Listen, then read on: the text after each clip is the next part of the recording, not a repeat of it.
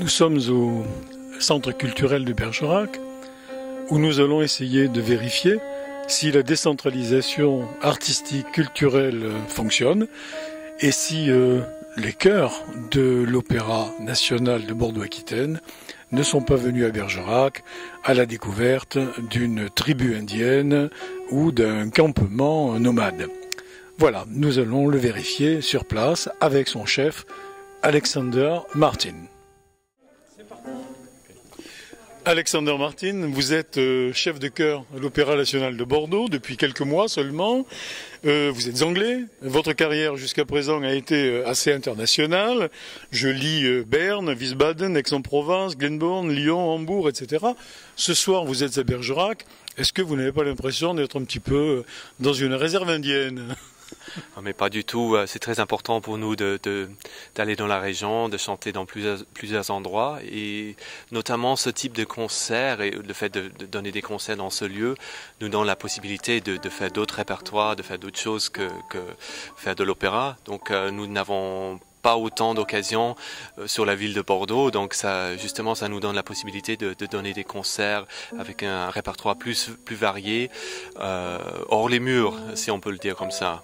Alors justement, par rapport à ce chœur et par rapport à ce répertoire, vous avez donc pris ce chœur de l'Opéra de Bordeaux, je pense, c'était au mois de septembre de l'année dernière. Ce chœur, évidemment, il a une vie, il a son histoire, il a son répertoire, il a ses habitudes.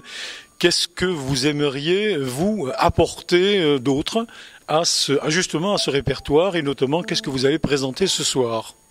Ça m'intéresse justement de pouvoir renouveler un peu le répertoire parce que, comme vous avez remarqué, c'est un chœur d'opéra, mais nous faisons des concerts aussi. Et il y a une certaine partie du répertoire que je trouve un petit peu délaissée. Donc on va essayer de travailler là-dessus et changer un peu le répertoire. À quoi vous pensez en particulier ?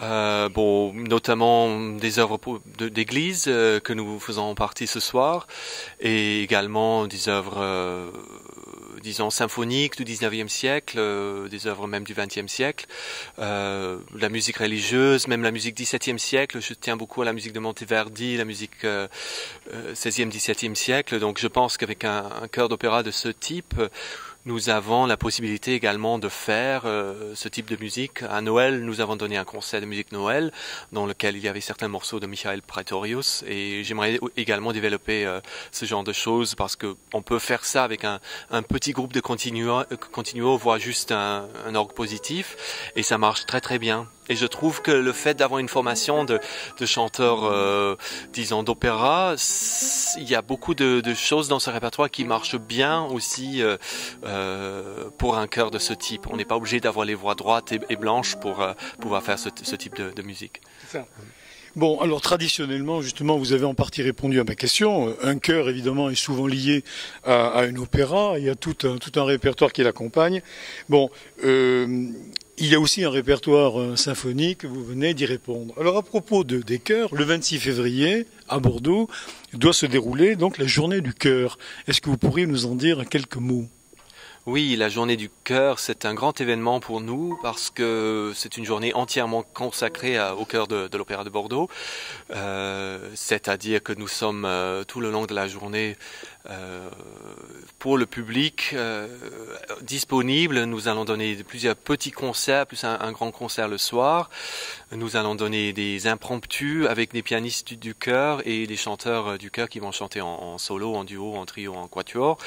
Et puis nous avons quelque chose un petit peu, disons un petit peu hors norme. On va faire un quiz musical avec la direction. Nous allons donner quelques extraits en quiz, et que la direction doit nous dire de quoi il s'agit.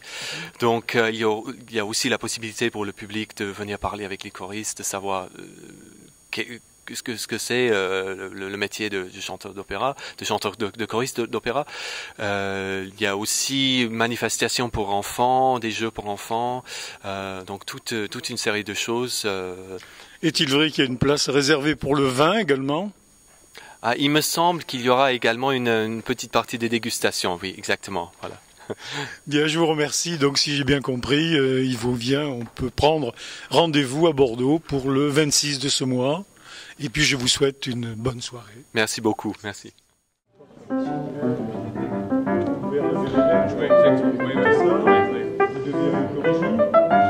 Orange, bon, si on rentre dans, je dirais, le fonctionnement le plus classique, c'est un vainqueur. Mais il a aussi son autonomie. Et donc, qu'est-ce que vous avez